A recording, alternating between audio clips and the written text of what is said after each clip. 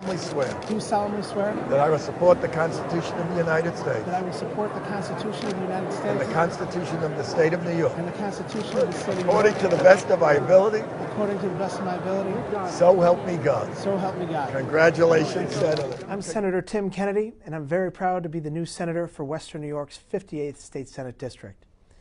You entrusted me with your vote, and you have my word that I will work tirelessly, day and night, to restore your confidence in our government and to spark growth in our economy. The problem that we've had in Western New York is not in getting projects completed. It's in getting projects started.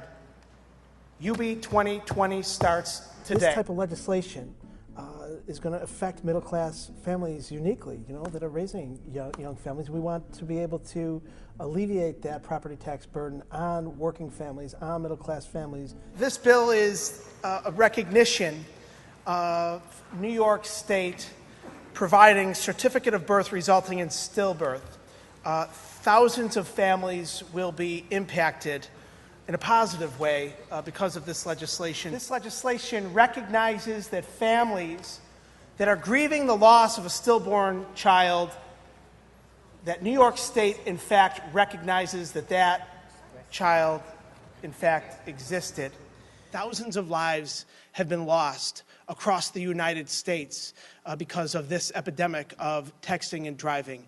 And we in New York State need to set the example for the nation, demonstrate that texting while driving is wrong, and the responsible thing to do is to put strong legislation on the books in order to prevent further lives from being lost. I've also been fighting to get the Department of Transportation to fix a mistake they made when calculating allocation formulas.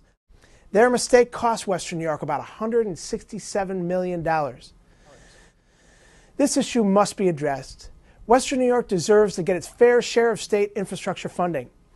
This will remain a top priority for me until it's resolved. Many of you know I'm an occupational therapist by trade. I have seen firsthand families that have been ravaged by this disorder and this diagnosis of autism. I have treated children with autism.